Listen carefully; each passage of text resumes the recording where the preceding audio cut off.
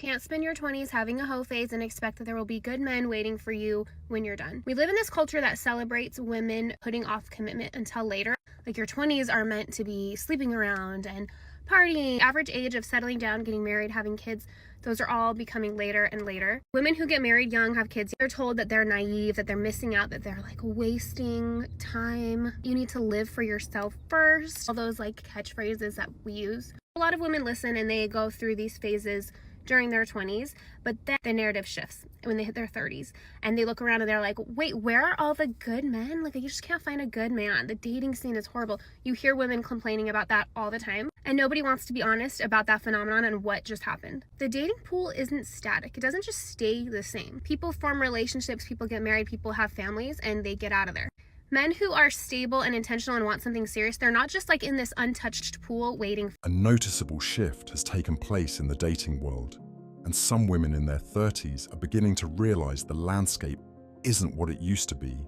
More men appear comfortable staying single, focusing on their own lives rather than actively pursuing relationships.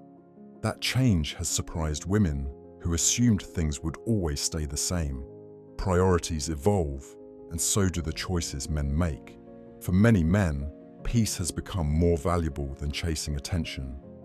All I want this summer is a man that has a job, works out, is a foodie, but also likes to have fun, lives a balanced lifestyle. So he works out and he does his job and he grinds, but he also likes to go on the weekends. He likes to party, he likes to travel. He would, on a Thursday, stay in and we could order food or make food together and just relax, watch Netflix, do absolutely nothing but hang out with each other. But then the following weekend, we go out, we party, we have fun. He randomly texts me on a Tuesday and he says, get changed, be ready by 8 because I have a date planned for us. I made the reservation and everything and I'll be picking you up right at 8, so be ready outside your apartment. Where is that man? Because I've been looking for a man for that for this summer and I can't find them. And there's a lot of men in New York, okay, and I can't find him.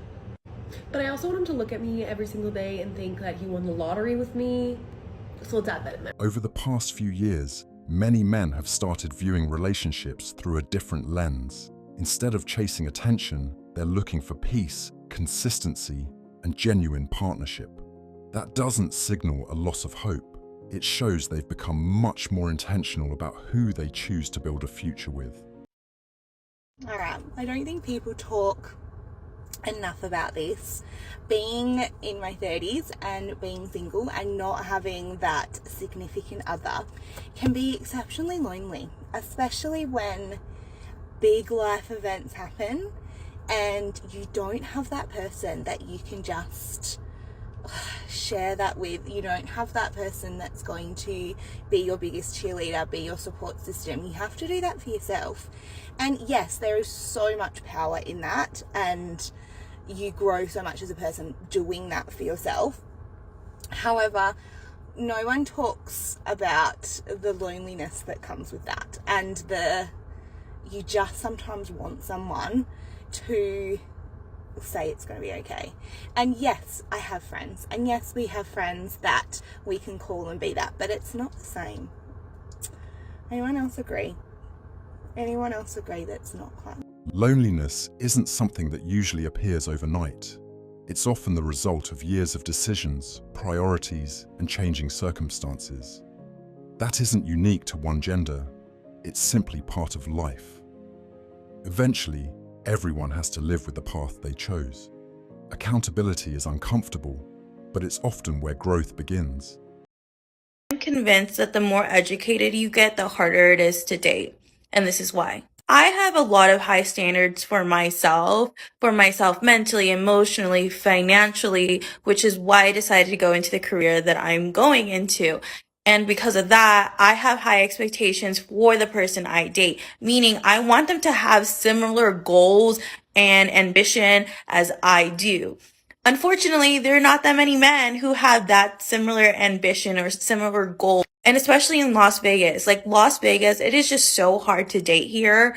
It's absolutely ridiculous. Sometimes what gets labeled as high standards is really a long list of expectations that few men can realistically meet. Everyone is free to have preferences, but every preference also narrows the pool of potential partners. That's simply how choices work. Expectations don't exist without trade-offs.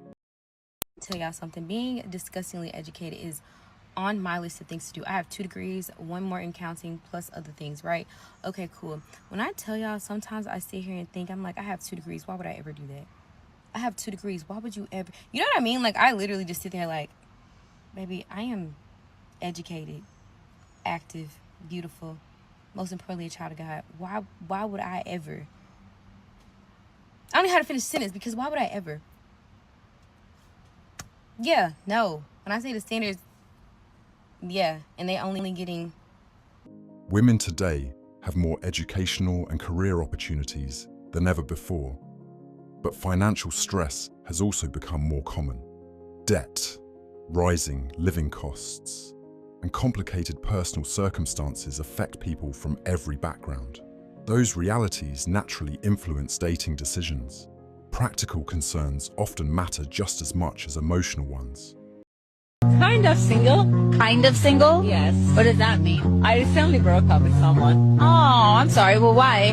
because like a few months ago, it was our anniversary. After 1 year, he took me for dinner. It was a nice restaurant, but he just paid for the dinner around like 2,000. Wait, so let me see if I understand. You broke up with this man after being with him for a year. A year. 1 year, because he took you to a restaurant and only paid $2,000? Yeah. Okay. Did he get you anything? Yeah, just normal gift around like approximately price was like 5,000. So a $5,000 gift, $2,000 dinner. Yeah, That wasn't enough? no, we have been for 1 year together. I expected more. You know, I'm a woman. What did you get him? Me. See, this is what these dudes be talking about, because you're terrible. That's horrible. I'm not. Regret often appears only after time has created distance from earlier choices. Looking back can provide valuable lessons, but it can't rewrite the past. Everyone eventually faces moments where they wish they had done something differently. What matters most is what happens next. It don't matter how old a man gets, he's always gonna have options. Younger, finer, fitter, willing, but they wasted all their time telling all these good men, oh no, you're not my type, and I need a man that's gonna do all this stuff for me. You too broke for me. Y'all brag about the fact that y'all don't cook. You brag about the fact that you're not cleaning for nobody. You brag about the fact that you're selfish. You brag about all these things that are contrary to what a man wants. What happens is they start approaching that wall. Once they are approaching that wall, or once they hit it, they already got kids. They're not in their prime anymore. And then they get frustrated. They try to convert other women and try to convince other women that they also don't need men, because now they no longer qualify. Now what are you left with? You're broken, used, washed up, your self-worth, your dignity, all of that done gone. Now what you gonna do? You love talking about yourself, and you could do bad all by yourself, and it's all about me, and because I'm the prize. Where are your results then? If you the prize, who the prize winner? If you the prize, where is the collector of the prize? No one benefits from believing they're entitled to another person's commitment. Healthy relationships are built through mutual respect, shared effort, and genuine compatibility. Expectations alone don't create connection. Both people have to choose each other willingly. I'm gonna say this in the most humblest way. I want a man who truly wants me back. Someone who makes time for me without me having to beg for it. I want a man who can lead with confidence, plan dates with intention, and show effort without me having to ask for it. Most of all, I want a man that I can trust enough to submit to, knowing he values me, prioritizes me, and chooses me every day. I want a man who communicates consistently, not when it's just convenient. A man whose actions match his words.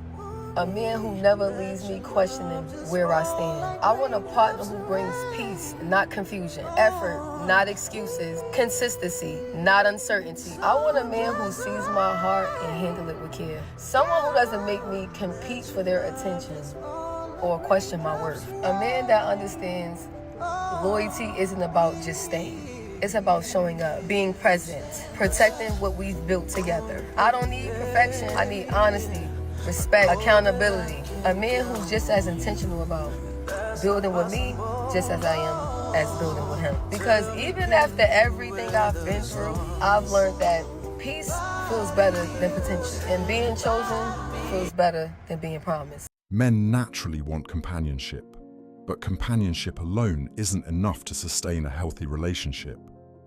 Mutual respect, trust, and aligned values matter just as much. Those qualities become more important with age, not less. Strong relationships are built, not assumed. If the message hit, like, comment, and subscribe. Thanks so much for watching, and I'll see you in the next video.